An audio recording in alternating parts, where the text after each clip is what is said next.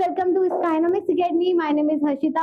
हम बेटा आप लोगों का क्रैश कोर्स स्टार्ट कर चुके हैं। तो आज का आपका टॉपिक है बेटा जेनेटिक्स का, बायोलॉजी का सेकंड चैप्टर है आप लोगों का। तो आज से हम स्टार्ट कर रहे हैं आपका जेनेटिक्स, ठीक है। तो स्टार्ट करें, आगे मूव करें।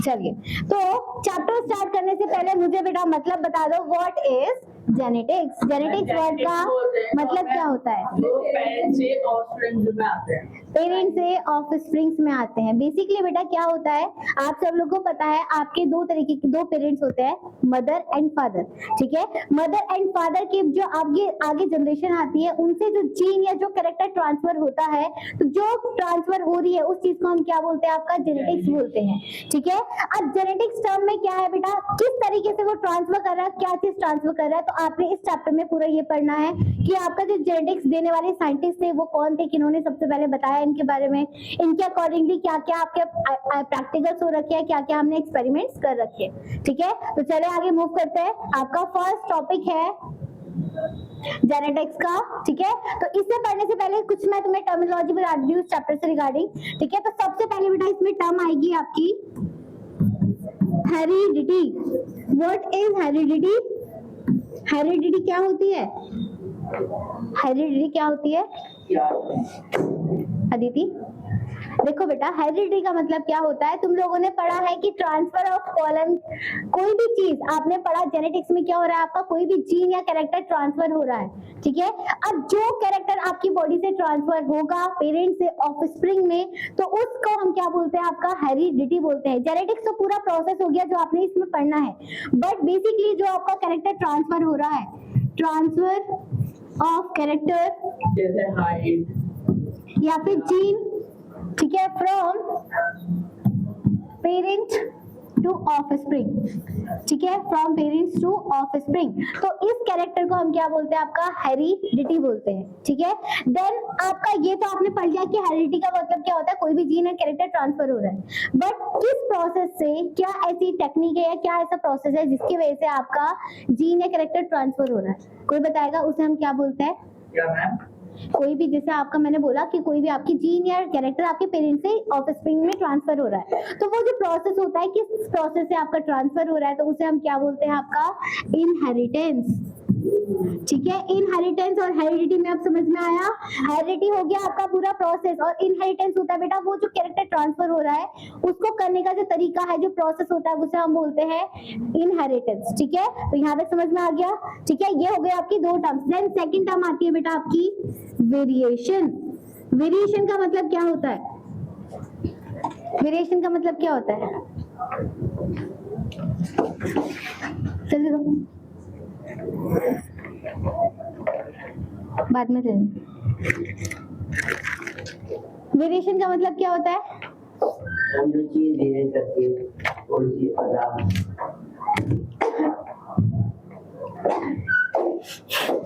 वेरिएशन का मतलब क्या होता है? देखो बेटा, वेरिएशन का मतलब क्या आ रहा है बेटा, कोई भी चेंजेस, ठीक है। जैसे मैंने आपसे बोला बेटा, आप सब लोग को पता है, अच्छा एक बार बताओ मुझे, आप लोग को डिफरेंस पता है सेक्सुअल रिप्रोडक्शन में और एसेक्सुअल रिप्रोडक्शन में? डिफरेंस पता है? क्या डिफरेंस होता है सेक्सुअल और एसेक्सुअल रिप्रोडक्शन में? सेक्सुअल रिप्रोडक्शन में दो पेरेंट्स की जरूरत होती है, और sexually is a slow process. और एक और डिफरेंस होता है मेन, देखो बेटा, सेक्सुअल है generates less offsprings and asexual.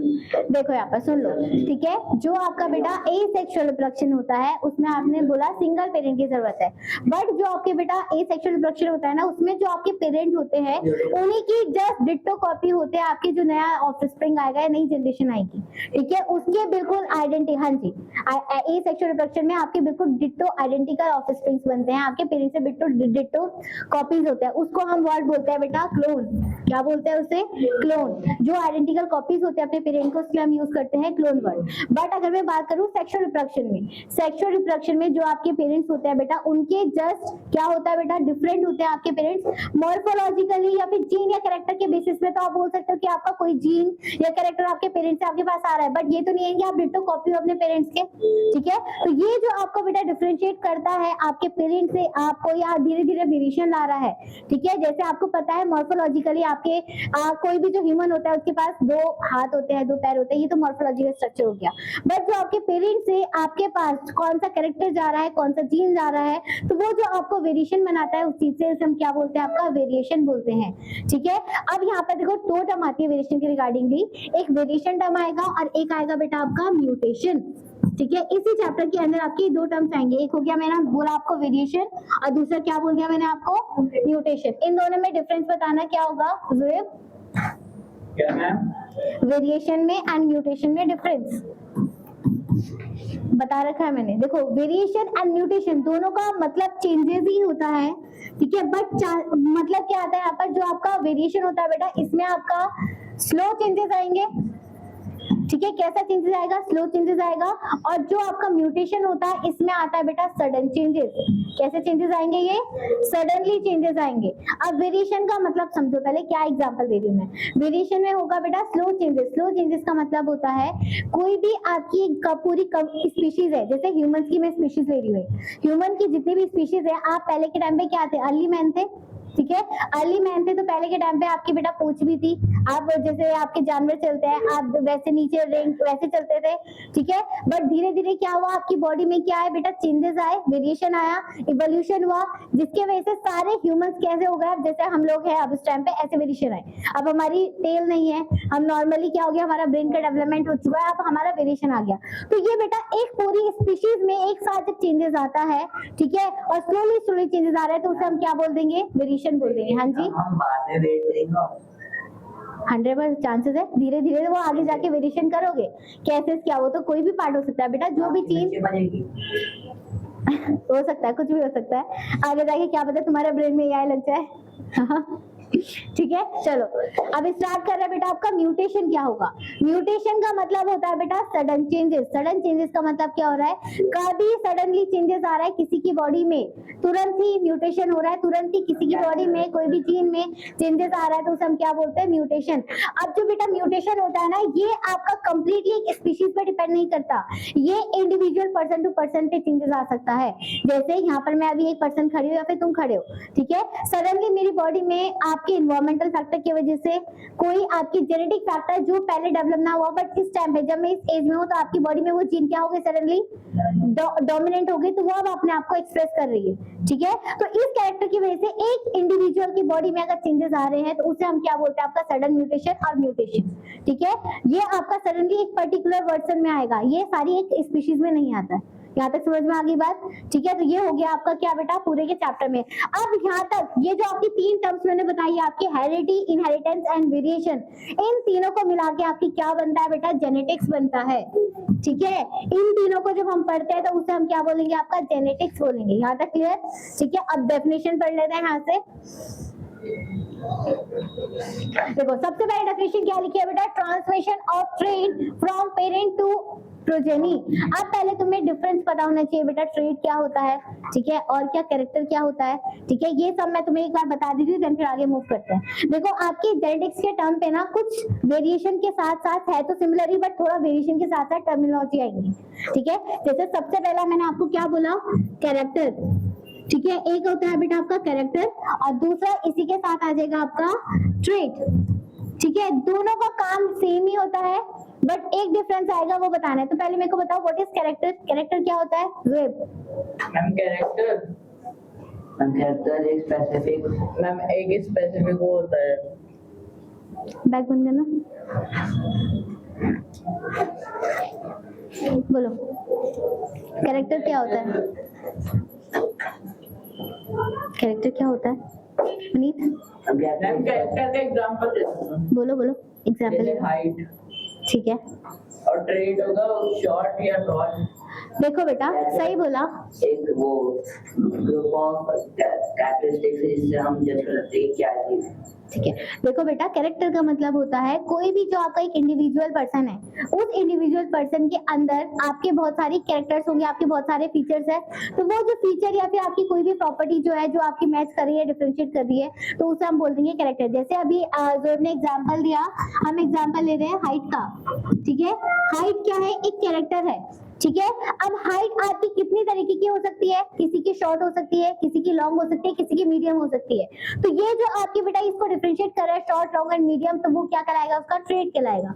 समझ में आ रही है बात? तो हाइट हो गया आपका कैरेक्टर, और हाइट के जो कितने टाइप की आपकी हाइट हो सकती है वो कहलाएगा उसका क्या, ट्रेट। ठीक है। एक और एग्जांपल दे रहे थे, फॉर एग्जांपल आपका स्किन कलर। स्किन कलर क्या हो गया, कैरेक्टर हो गया। अब स्किन कलर कितने टाइप की हो सकती है, फेयर हो सकती है, डार्क हो सकती है, आपकी बिल्कुल व्हाइट हो सकती है। ठीक है। तो वो कौन सा कहलाएगा आपका, वो ट्रेट कहलाएगा। यहाँ तक समझ में आ गया, डिफरेंस समझ में आ गया यहाँ तक। ये आपके हो गए बेटा कैरेक्टर एंड किसमें, ट्रेट में डिफरेंस। अब इसी के जस्ट अलग बेटा एक टर्म्स और आती है। ठीक है। ये तो कैरेक्टर और ट्रेट में डिफरेंस हो गया। अब नेक्स्ट टर्म बता रही हूँ मैं आपको बेटा, जीन में एंड एलील में। इससे पहले वाले चैप्टर में तुम्हें जीन मतलब बताया था, जीन क्या होता है, अदिति क्या होता है बेटा जीन? मैंने आपको बोला था, आपने डीएनए का स्ट्रक्चर पढ़ा था, डीएनए के स्ट्रक्चर में आपके उसके जस्ट अपोजिट जो जीन आपके पेरेंट्स से आपके बॉडी में आएगी, जो आपके पेरेंट्स जैसे आपके दो पेरेंट होते हैं मदर एंड फादर, तो आपके डीएनए में सपोज करो एक जीन आपके फादर से आया, एक जीन आपके मदर से आया, तो जो आपके जीन आपके ट्रांसफर हो रही है पेरेंट्स से आपके पास, तो उसे हम क्या बोलते हैं, उस कैरेक्टर को हम क्या बोलते हैं, जीन बोलते हैं। ठीक है। यहाँ तक समझ में आ गया। नेक्स्ट आता है बेटा एलील, होता है इसी का सिमिलर है, बट इसकी क्या होती है, ये अल्टरनेटिव फॉर्म है। क्या है ये, अल्टरनेटिव फॉर्म ऑफ जीन। वैसे ही आप यहाँ पर ट्रेट को भी लिख सकते हो, अल्टरनेट फॉर्म ऑफ कैरेक्टर। ठीक है। अब देखो यहाँ पर एग्जांपल अगर मैं दूं, ठीक है, जैसे फॉर एग्जांपल आपका जीन आया आपके पेरेंट के पास से, अगेन आपकी हाइट का जीन आया, आपके जो पेरेंट है बेटा, पेरेंट में आपके जो मदर फादर है, दोनों के पास हाइट तो होगी। ठीक है। तो वो हाइट आपका एक जीन हो गया जो कि आपके पेरेंट्स से आया होगा, बट आपकी हाइट कौन सी वाली आई है, मतलब आपकी हाइट में जो जीन होती है। अब जीन यहाँ पर लिखने का तरीका है बेटा, वो जीन इस बेसिस में लिख रहे हो आप, ना कि आप पूरा उसका कैरेक्टर लिख रहे हो। क्या लिख रहे हो आप, जीन के फॉर्म में लिख रहे हो। तो आपका कौन सा डोमिनेंट रहेगा, कौन सा रिसेसिव रहेगा, ठीक है, कौन सा आपकी बॉडी में एक्सप्रेस कर रहा है, उसको हम क्या बोलते हैं, एलील बोलते हैं। जैसे आपकी दो तरीके की हाइट हो सकती है, एक हो सकती है टॉल, एक हो सकती है आपकी ड्वार्फ। ठीक है। तो टॉल की आपकी, हाँ जी बोलिए। अगर दोनों पेरेंट ड्वार्फ हुए और जो ऑफस्प्रिंग वो एक टॉल हुआ, हाँ, क्या होगा? तो बेटा इसमें आपने देखा है ना, कभी कभी आपके फोर्थ जनरेशन जो पहली वाली जनरेशन होता है उसका कैरेक्टर भी एक्सप्रेस करता है। ठीक है। तो ये नहीं होता है कि जो आपका, हमेशा याद रखना जेनेटिक्स में आपकी एक जनरेशन को लेके नहीं चलते हैं हम। जैसे आपके पेरेंट्स हुए तो पेरेंट्स की जनरेशन के आपके जीन नहीं आ रहे, आपको फोर्थ सिस्टर के भी आ रहे हैं, फोर्थ जनरेशन की भी आ रही है, आपके जो ग्रैंडफादर्स हैं, ठीक है, उनके भी आपके कैरेक्टर्स आपके पास एक्सप्रेस कर सकते हैं। ठीक है। कभी कभी कंडीशन ये होती है बेटा, जैसे आपके पेरेंट्स है, ठीक है, आपके पेरेंट्स को सपोज करो किसी को ना हो, बट किसी को अगर किसी फैमिली में किसी को डायबिटीज है, आपके फादर को डायबिटीज है, ठीक है, और आपको भी आगे जाके डायबिटीज हो रही है, ठीक है, और आपकी किसमें है बेटा, आपके ग्रैंडफादर जो आपके फादर के फादर है उन्हें भी डायबिटीज थी, बट जब आपकी इन फ्यूचर में अगर आपके बच्चे होते हैं तो उनको अगर डायबिटीज नहीं हो रही है, तो इसका मतलब उसमें क्या हो गया, आपका जो डायबिटीज वाला जीन था वो आगे जा जाकर क्या हो गया, अपने आप का कैरेक्टर को लूज कर दिया, वो रिसेसिव हो गया। बट हाँ, उस लाइफस्टाइल वो अलग बेटर हो रहा है बेटा, आपके इन्वायरमेंटल फैक्टर की वजह से, आपकी लाइफस्टाइल की वजह से। आप जेनेटिक कोई भी जो डिजीज होती है ना बेटा, वो दो चीज में बेस करते हैं, एक होती है जेनेटिक फैक्टर जो आपकी जीन में चल रही है, दूसरी होती है आपकी इन्वायरमेंटल फैक्टर की वजह से आपका जो लाइफस्टाइल होता है, आपके खाना खाने का तरीका होता है, आपकी बॉडी में ना होकर भी उसकी वजह से आपको एक्सप्रेस कर चुका है, तो वो अलग फैक्टर होता है। ठीक है। तो और क्या कंडीशन हो सकती है, सपोज करो आपको अभी डायबिटीज है ही नहीं, आपके पेरेंट्स में थी नहीं, बट कभी आपके ग्रैंडफादर्स में, आपके फोर्थ सिस्टर्स में, आपको किसी की बॉडी में क्या था, वो डायबिटीज का जीन था, तो वो सडनली आपकी बॉडी में आके एक्सप्रेस कर रहा है। ठीक है। तो ये क्या कहलाता है, आपका जेनेटिक कहलाता है सब चीज। ठीक है। तो आपका जो हम बेटा टॉल एंड ड्रॉप है, अब इसको लिखने का तरीका क्या है, एक ये हो सकता है, एक ये हो सकता है, या फिर एक ये हो सकता है। तो इनमें से आपकी कौन सी जीन आपकी एक्सप्रेस कर रही है, अल्टरनेट फॉर्म कौन सी आएगी, तो उसे हम क्या बोलते हैं, आपका एलील बोलते हैं। यहाँ तक समझ में आ गया। ये हो गई आपका बेटा कैरेक्टर में और जीन में डिफरेंस। अब अगेन इसके बाद आपके इसी चैप्टर में कुछ टर्म और आएगी, एक आएगा बेटा आपका होमोजाइगस और दूसरा आएगा आपका हेटेरोजाइगस। ठीक है। अब मैंने तुम्हें बहुत बार बता रखा है, होमो वर्ड का मतलब होता है सेम और हेटेरोजाइगस का मतलब होता है डिफरेंट। ठीक है, होमो का मतलब सेम, हेट्रो का मतलब डिफरेंट। तो होमो का मतलब क्या होगा बेटा, जैसे मैंने आपसे बोला कोई भी आपकी कैरेक्टर है या जीन है, ठीक है, अगर वो आपकी एलील बेटा सेम ऐसी आ रखी है, दोनों पेयर सेम है ना, तो ये कंडीशन क्या कहलाएगी आपकी, होमोजाइगस। जब आपकी दोनों जीन आपकी सेम है या कोई भी कैरेक्टर 30 और 30 होगा तो वो भी सेम होगा, वो भी कंडीशन सेम रहेगी, कोई भी जो आपकी जीन है। हाँ हाँ ठीक है। अब यहाँ पर आपकी हेट्रोजाइगस का मतलब क्या होता है, दोनों एलील आपकी डिफरेंट होगी, तो ये कहलाएगी आपकी हेट्रोजाइगस। यहाँ तक समझ में आ गया, क्लियर? ठीक है, तो इसके अकॉर्डिंगली बेटा आपके पूरे चैप्टर में टर्म्स आएगी, तो आपको याद रखना है। अब मैं आगे रिपीट नहीं करने वाली हूँ, इसी के आपको अकॉर्डिंग चलना है। ठीक है, तो अब एक बार पहले हम रीड कर लेते हैं। देखो क्या लिखा हुआ है आपका, देखो, transmission of trait from parent to their progeny. Progeny का मतलब क्या होता है, ऑफस्प्रिंग। आपके कैरेक्टर पेरेंट से ऑफस्प्रिंग में ट्रांसफर हो रहा है फ्रॉम वन जनरेशन से टू जनरेशन में, इसे हम क्या बोलते हैं बेटा, इनहेरिटेंस बोलोगे उस प्रोसेस को, और इसी प्रोसेस का टर्म क्या होता है आपका, हेरिडिटी होता है। क्लियर? देन आता है द ब्रांच ऑफ बायोलॉजी। अब मैंने तुम्हें स्टार्टिंग में जब हम क्लास पढ़ रहे थे बेटा, तो आपकी बायोलॉजी मैंने आपको दो पार्ट में डिवाइड करवाई थी, बॉटनी एंड जूलॉजी में। ठीक है, बॉटनी और जूलॉजी होता है, बॉटनी का मतलब होता है जब हम प्लांट्स की स्टडी करते हैं, जूलॉजी होता है जब एनिमल की स्टडी करते हैं। अब बायोलॉजी के अंदर बेटा एक और टर्म होती है, जब हम किसी जीन की स्टडी करते हैं तो उसको हम क्या बोल देंगे, जेनेटिक्स बोल देंगे। ठीक है, तो जब हम स्टडी करेंगे जीन्स की तो उसको हम क्या बोल देंगे, जेनेटिक्स बोल देंगे। तो वो लिखा हुआ है the branch of biology that deal with the study of inheritance, या फिर आप बोल सकते हो जेनेटिक, या फिर किसी भी चीज का नाम ले लो, in according to their genetic के अकॉर्डिंगली। ठीक है, जीन आ रहा है आपका, डीएनए आ रहा है आपका, या आप बोल सकते हो हेरिटेंस आ रहा है, तो वो सारा का सारा क्या कहलाता है बेटा, आपका जेनेटिक्स कहलाता है। समझ में आ गई बात? ठीक है, क्या कहलाएगा ये, जेनेटिक्स कहलाएगा। ठीक है, समझ में आ गई बात यहाँ तक? चलिए नेक्स्ट, ये जो मैंने आपको सारी टर्मिनोलॉजी बताई थी वो सारी मैंने देखो यहाँ पर लिखी हुई है। देखो क्या है आपकी, a list of the important terms used for the genetics. सबसे पहला आ रहा है आपका कैरेक्टर। ठीक है, any inheritance features of an organism. कोई भी आपका ऑर्गेनिज्म है, उसका क्या फीचर है, उसकी क्या प्रॉपर्टी है जो एक्सप्रेस कर रही है, उसको हम क्या बोल देंगे, कैरेक्टर बोल देंगे। और कैरेक्टर की अल्टरनेटिव फॉर्म, कौन सा कैरेक्टर आ रहा है, वो कौन सी शेप का है, कौन से कलर का है, जो उनको डिफरेंशिएट करेगा, तो वो कहलाएगा आपका क्या, ट्रेट। समझ में आ रही है बात? Alternative form of a character. ठीक है, नेक्स्ट आता है बेटा आपका क्या, देखो नेक्स्ट आएगा, जैसे फॉर एग्जांपल यहाँ पर दे रखे हैं आपके कुछ कैरेक्टर के, उसके एग्जांपल। देखो सबसे पहला आपका क्या है, अच्छा जीन के बारे में बता रखे हैं। पहले जीन की डेफिनेशन क्या होगी आपकी, देखो, a segment of DNA that code for a specific heredity characters, it serve as a unit of inheritance carrying from the information required for their particular trait. जो आपके बेटा इंफॉर्मेशन आपकी डीएनए से, आपके पेरेंट्स से, आपके ऑफस्प्रिंग से, मतलब जो आपकी जनरेशन से आगे आपकी बॉडी में इंफॉर्मेशन या जीन कोई भी ट्रांसफर करेगा आपकी बॉडी में या आपके पर्टिकुलर कैरेक्टर में, तो उसे हम क्या बोलते हैं, आपका जीन बोलते हैं। ठीक है, और जीन की मैंने अल्टरनेटिव फॉर्म क्या बताई थी आपको, एलील। ठीक है, एलील क्या होती है आपकी, अल्टरनेटिव फॉर्म होती है जीन की, जो आपकी सेम पोजीशन को या होमोलोगस क्रोमोसोम को क्या करता है, ऑक्यूपाई करता है। ठीक है, समझ में आ रही है बात? देन आता है बेटा आपका जीनोम। जीनोम क्या होगा बेटा, जब हम किसी भी डीएनए की बड़े लार्ज एरिया में स्टडी कर रहे हैं, जीनोम का मतलब होता है लार्ज, मतलब हम डीएनए की अगर पूरी स्टडी कर रहे हैं, ठीक है, डीएनए के बारे में स्टडी कर रहे हैं, तो वो कहलाएगा आपका जीनोम। मतलब जीन की दूसरी फॉर्म हो गई, जीन डीएनए के ऊपर प्रेजेंट होती है ना जीन, जीन तो स्मॉल हो गया। अब हम पूरी डीएनए की स्टडी कर रहे हैं, डीएनए में अगर हम कुछ चेंजेस कर रहे हैं, तो वो क्या कहलाएगा आपका, जीनोम कहलाएगा। तो the complement of the DNA of an organism that include gene as the intergenic region of the DNA.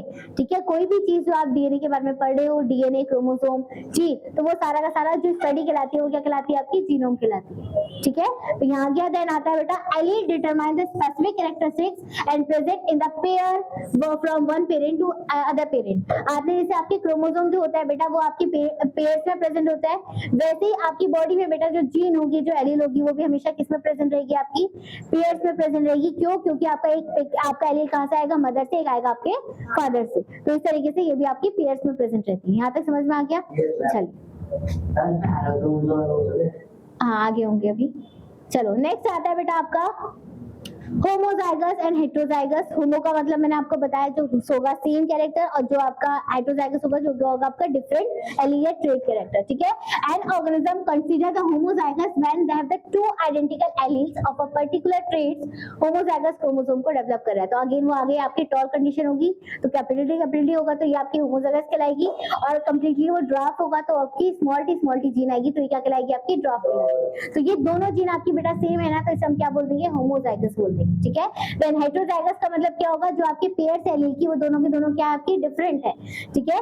Any organism consider the heterozygous when the two different alleles of a particular traits, ठीक है, जैसे आपका capital T small T, ठीक है। तो ये नहीं बेटा, टॉल होता है कि हेटेरोजाइगस? अभी ये चीज मैं तुम्हें आगे समझाऊंगी इसी चैप्टर में। देखो उसके बाद हम आई गई है ये चीज, मैं आप तुम्हें समझाई देती हूँ। देखो होता क्या है, जो आपकी बेटा जेनेटिक्स होती है ना, उस जेनेटिक्स में आपके जो साइंटिस्ट है जिन्होंने सबसे पहले आपकी जेनेटिक्स के बारे में बताया था, पहले हम उनके बारे में पढ़ते हैं, फिर मैं तुम्हें इनको टर्मिनोलॉजी बताऊंगी, ठीक है। तो आपके बेटा सबसे पहले आपके जो साइंटिस्ट थे जिन्होंने सबसे पहले जेनेटिक्स के बारे में बताया था, ये बताया था कि आपकी जीन एक पेरेंट से दूसरे पेरेंट में ट्रांसफर होती है, तो उनका नाम है बेटा मेंडल, ग्रिगर जॉर्ज मेंडल, ठीक है। क्या नाम है उनका पूरा नाम, ग्रिगर जॉर्ज मेंडल नाम है, ठीक है। अब ये जो आपके बेटा साइंटिस्ट थे ना जॉर्ज मेंडल, इन्होंने सबसे पहले बताया था आपका कि आपकी एक पेरेंट से दूसरे पेरेंट में जीन ट्रांसफर होते हैं, मतलब हेरिडिटी के बारे में, जेनेटिक्स के बारे में इन्होंने ही बताया था। ये बेसिकली आपके बेटा बायोलॉजिकल साइंटिस्ट नहीं थे, ये थे आपके मैथमेटिशियन ही, ठीक है। बट तभी भी इन्होंने क्या स्टैटिस्टिकली पे एक्सपेरिमेंट करा, तब जाके इन्होंने ये चीज बताई थी, होने ना होने के बाद भी, ठीक है, बायोलॉजिकली स्टडी ना करने के बाद भी, ठीक है। देन अभी बता रहा, नेक्स्ट आता है बेटा इन्होंने किस किस चीज पे एक्सपेरिमेंट करी, पहले इनके बारे में हम थोड़ा पढ़ लेते हैं, देन फिर आगे मूव करेंगे। ग्रिगर जॉर्ज मेंडल होंगे बेटा, इन्होंने आपके कम से कम बेटा 7 से 8 साल तक क्या करी थी, एक्सपेरिमेंट करा था। उसके बाद भी इनकी जो आगे इन्होंने एक्सपेरिमेंट करा वो आपकी पब्लिश नहीं हो पाई थी, जो एक्सपेरिमेंट कर रहा था। तो आपके दूसरे साइंटिस्ट आए, उन्होंने क्या करा, दोबारा से जेनेटिक्स पर काम करा, तब जाके क्या हुई बेटा, जो आप आज जेनेटिक्स पढ़ते हो वो आपके सामने आई वो थ्योरी, और वो इसलिए हम इन्हें क्या बोलते हैं, आपका फादर ऑफ जेनेटिक्स बोलते हैं, ठीक है। तो क्या लिखा है यहाँ पर, 1822 से लेके 1884 तक ये एक ऑस्ट्रेलियन मॉन्क थे जिन्हें हम क्या बोलते हैं बेटा, फादर ऑफ जेनेटिक्स बोलते हैं, ठीक है। कि was the common garden pea pisum sativum. अब जो बेटा आपके जेनेटिक्स के मेंडल थे, ग्रिगर जॉर्ज मेंडल, इन्होंने किस पे एक्सपेरिमेंट करा था, इन्होंने बेटा पी प्लांट पे एक्सपेरिमेंट करा था। अब पी का साइंटिफिक नेम आपको याद रखना है, साइंटिफिक नेम क्या होता है आपका, पाइजम सटाइवम। अब अगेन बेटा जो आपकी पी होती है ना, मटर जिसे हम बोलते हैं, तो ये आपकी अलग अलग तरीके की होती है, मतलब कोई होती है आपकी गार्डन पी, कोई होती है आपकी वाइल्ड पी, कोई होती है आपकी बहुत सारी होती है आपकी, कोई होती है आपकी वाइल्ड पी, ठीक है, गार्डन पी हो गई, ठीक है। एक कोई होती है आपकी बेटा ग्रीन पी, मतलब अलग अलग वेरिएंट होते हैं आपके पी के भी। बट जो आपके साइंटिस्ट है जिन्होंने मेंडल ने जो एक्सपेरिमेंट करा था वो कौन सी पी थी आपकी, गार्डन पी थी। कौन सी पी थी, गार्डन पी पे, गार्डन पी पे इन्होंने एक्सपेरिमेंट करा था। उस गार्डन पी का नाम क्या था बेटा, पाइजम सटाइवम। ये नाम पूछा जाता है बेटा कि पाइजम सटाइवम क्या है और कौन सा होता है, ये गार्डन पी का नाम है। हर जितनी तरीके की आपकी पी होती है बेटा, उनका ना स्पीशीज का आगे नाम चेंज हो जाता है। तो यहाँ पर जो गार्डन पी हमने लिए वो कौन सा नाम है उसका, पाइजम सटाइवम है। अब क्या साइंटिस्ट ने बेटा पाइजम सटाइवम मतलब पी को क्यों लिया, मेंडल साइंटिस्ट ने पी पे क्यों एक्सपेरिमेंट करा, ऐसा कुछ प्रॉपर्टी होगी ना जिसकी वजह से उन्होंने इस पे स्टडी करी होगी। क्या थी वो प्रॉपर्टी, क्वालिटी, कि वो जल्दी से अपने पोजीशन और हाँ, गुड। आर्टिकल परमिट कर सकते हो, तो जैसे देखो बेटा सबसे हाँ बहुत सारी प्रोसेस को एक बार में पढ़ सकते हो कम टाइम में। गुड, ठीक है। जो आपके बेटा पी प्लांट होता है, पी प्लांट बेसिकली क्या करता है, आपका सेल्फ पॉलिनेशन करता है। क्या करता है ये, सेल्फ पॉलिनेशन करता है। सेल्फ पॉलिनेशन का मतलब क्या होता है, आपका एक ही प्लांट है, ठीक है, एक ही प्लांट के अंदर एक ही फ्लावर प्रेजेंट है, तो उस फ्लावर के अंदर आपके मेल एंड फीमेल गैमेट दोनों प्रेजेंट होंगे, तो वो अगर उसी को पॉलिनेट करवा रहा है तो आपका क्या होगा बेटा, उसे हम क्या बोलते हैं, सेल्फ पॉलिनेशन बोलते हैं। तो बेसिकली आपको पॉलिनेशन करने के लिए किसी और फ्लावर की, किसी और प्लांट की जरूरत नहीं पड़ती है। यहाँ पर आपके सिंगल प्लांट से क्या हो रहा है, पॉलिनेशन हो जा रहा है, तो इसमें ज्यादा झंझट नहीं होता है, आपकी एक ही प्लांट के थ्रू आपको सारी चीजें मिल रही है। तो इसलिए पी साइंटिस्ट ने आपकी इस पे स्टडी करी थी, पी पे स्टडी करी थी।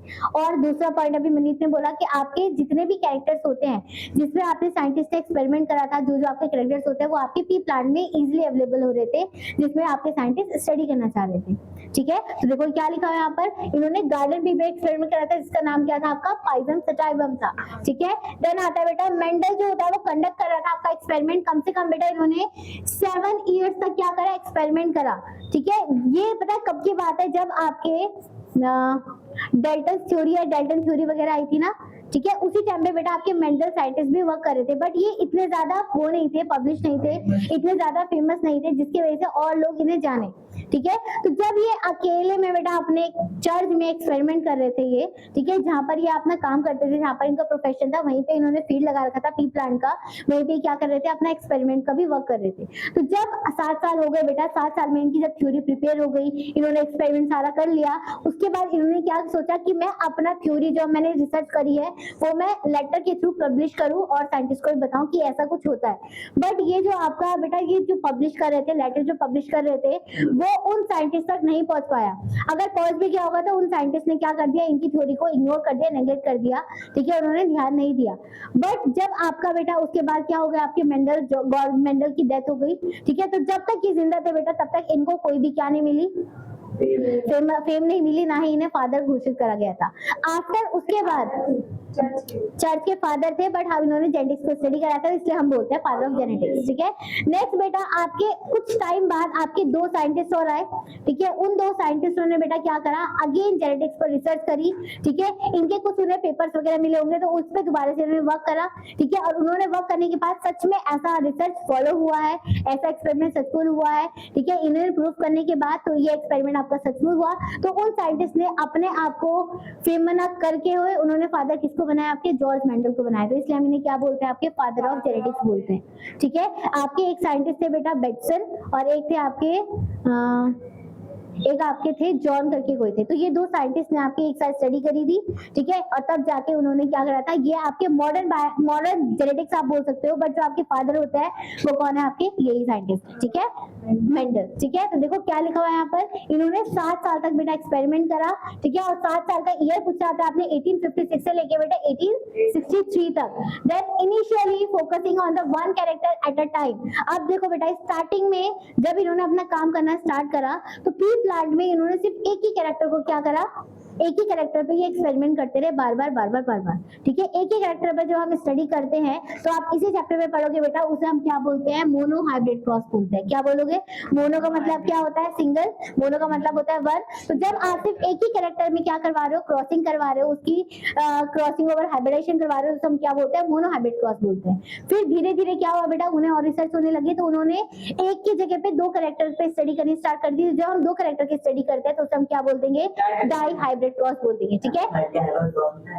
हाँ होता है, बट अभी तुम्हारे मेंटल साइंटिस्ट ने उसमें नहीं करा था वर्क, उनके अकॉर्डिंगली सिर्फ 2 ही थे आपके, क्या, हाँ, तो वो आज के टाइम पे हो सकता है, बट जब इन्होंने करा था तब नहीं था वो। हाँ बोलो, डाई हाइब्रिड, जैसे मैंने आपको बोला मोनो हाइब्रिड, मोनो का मतलब क्या होता है, सिंगल, और हाइब्रिड का मतलब होता है बेटा जब हमने कोई 2 चीज को एक साथ मिला दिया तो उस टर्म को हम बोलते हैं हाइब्रिड। तो अच्छा पहले तुम हाइब्रिड वर्ड का सब मतलब समझो। देखो हाइब्रिड वर्ड का मतलब होता है कोई भी आप 2 कैरेक्टर को, जैसे आपका कोई अलग अलग पेरेंट है, जैसे फॉर एग्जाम्पल मैंने यहाँ पर ले लिए 2 प्लांट के नाम ले लिए, ठीक है।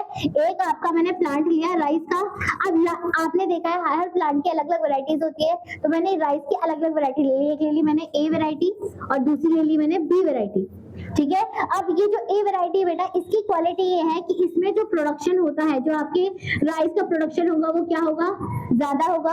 और इस वाली बी वैरायटी का काम होता है, इसका प्रोडक्शन तो नहीं हो रहा है ज्यादा, बट इसमें अंदर इसकी वाली क्रॉप में इंसेक्ट पेस्ट का अटैक नहीं होता है, मतलब ये डिजीज नहीं लगती है इस वाली क्रॉप में, ठीक है। और इस वाले में आपकी डिजीज लगती है और इसमें आपके प्रोडक्शन नहीं होता है, इसमें डिजीज लगती है, ठीक है। तो खुद की आपकी एक इंडिविजुअल क्रॉप की अपनी खुद की क्या है, कैरेक्टर है, ठीक है। अब इस वाले कैरेक्टर, इस वाली वैरायटी का मैंने ये वाले कैरेक्टर का जीन निकाल लिया, ठीक है। इस वाली मतलब जीन सीड में से मैंने इसका ही कैरेक्टर निकाल लिया और इस वाली वैरायटी में से मैंने इसका ही कैरेक्टर निकाल लिया। दोनों कैरेक्टर की, दोनों जीन को मैंने क्या करवा दिया बेटा, क्रॉसिंग करवा दी, ठीक है। और क्रॉसिंग करवाने के बाद आपकी कोई एक नई वैरायटी बनी होगी सी, उसके अंदर आपके दोनों वैरायटीज आ चुके होंगे, तो इसे हम बोलते हैं बेटा हाइब्रिड वैरायटी, या फिर आप इसी प्रोसेस को बोलते हो हाइब्रिडाइजेशन।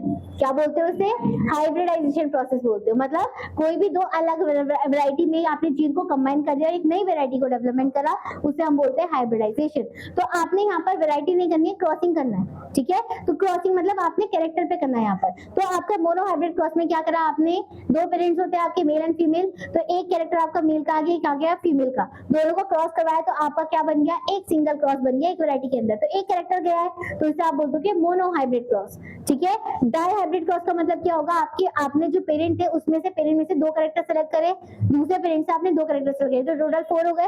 वो 4 में से आपने क्या करा, जो आपका नया क्रॉस बनेगा उसमें से आपके 2 कैरेक्टर उसके अंदर आ जाएंगे, 4 कैरेक्टर आ जाएंगे। तो उसमें 2 कैरेक्टर को जो हमने लिया है एक साथ, तो इसे हम बोल देंगे डाई हाइब्रिड क्रॉस। डाई का मतलब क्या होता है 2, समझ में आ रही है बात, तो ये कहलाता है आपका डाई हाइब्रिड क्रॉस। ठीक है, चलिए देन आता है बेटा आपका, जो आपके ये साइंटिस्ट थे ना, इसी कंडीशन में जब ये रिसर्च कर रहे थे तो इन्होंने 2 टर्म्स के बारे में बताया, एक होता है बेटा आपका डोमिनेंट और दूसरा होता है आपका रिसेसिव।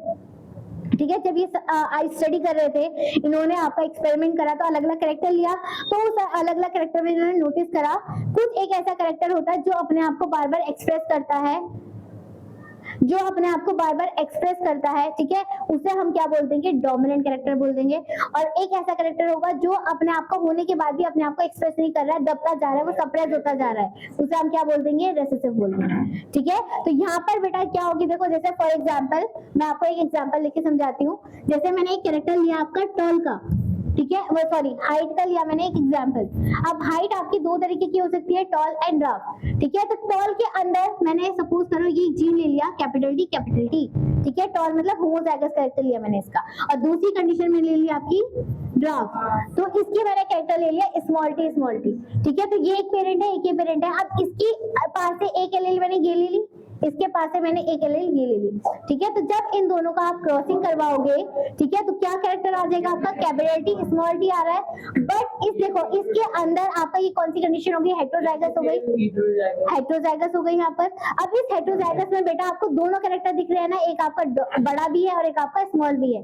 बट इस कंडीशन में क्या होगा बेटा, जो आपका पहला वाला कैरेक्टर है टॉल वाला, ये अपने आप को एक्सप्रेस करेगा और ये वाला क्या करेगा, अपने आप को सप्रेस करना है। ठीक है, हाँ जी, वो टॉल कहलाएगा। ठीक है, तो यहाँ पर जो कैपिटल टी वाला है बेटा, ये आपका क्या कर रहा है, अपने आप को डोमिनेंट कैरेक्टर शो कर रहा है, और जो स्मॉल टी होगा ये आपका रिसेसिव है, अपने आप को एक्सप्रेस नहीं कर रहा है। तो इस कंडीशन को आप क्या बोलोगे, टॉल बोलोगे, क्योंकि आपका जो फर्स्ट लेटर होगा, जो फर्स्ट कैरेक्टर होगा, वो अपने आप को एक्सप्रेस करेगा।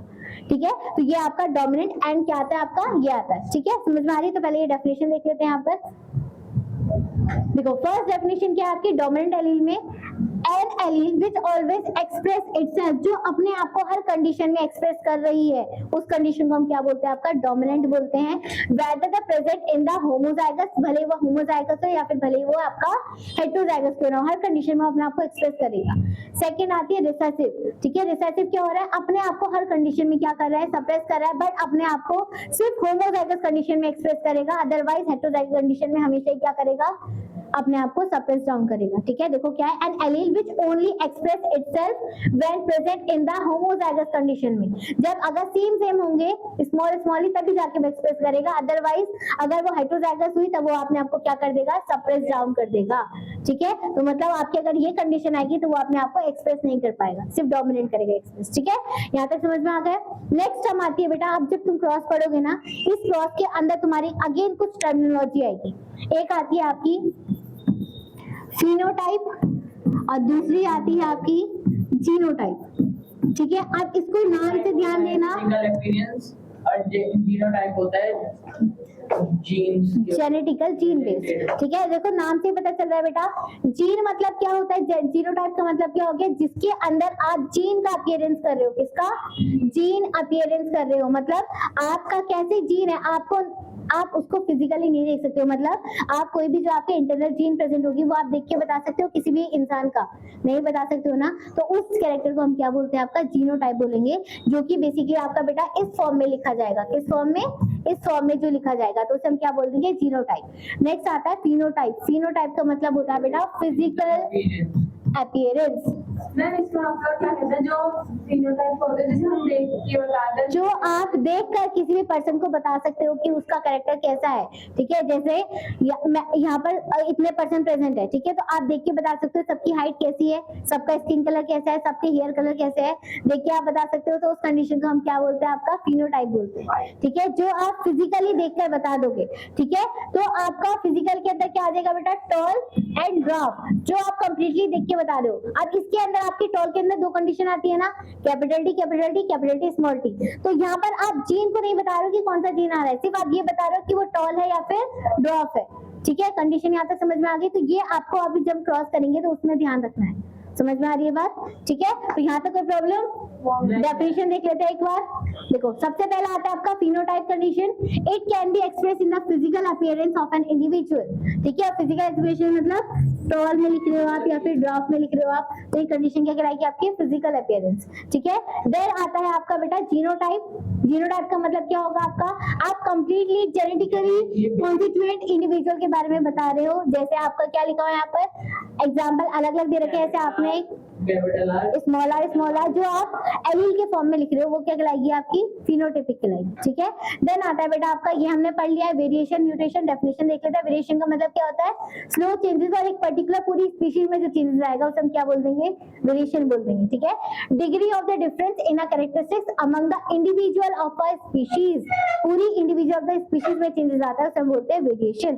ठीक है, और ये जो वेरिएशन होता है बेटा, ये कैसा होता है आपका? स्लो होता है। स्पीशीज में आता है। जैसे स्पीशीज मतलब ह्यूमन की पूरी स्पीशीज, तो ह्यूमन में एक साथ इवोल्यूशन होगा, एक साथ चेंजेस आएंगे। आपकी डॉग है, डॉग आपके अलग अलग होता है, तो डॉग में एक साथ ही सारे डॉग में चेंजेस आएगा। ठीक है, ये नहीं एक पर्टिकुलर डॉग में या पर्टिकुलर ह्यूमन में आ रहा है, वो अगर सडनली चेंजेस हो रहा है तो हम बोलते हैं म्यूटेशन। ठीक है, म्यूटेशन की डेफिनेशन क्या हो जाएगी आपकी?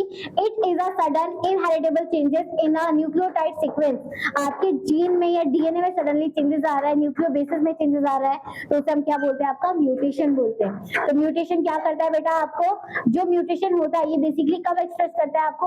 अगेन आपका एनवायरमेंटल फैक्टर की वजह से।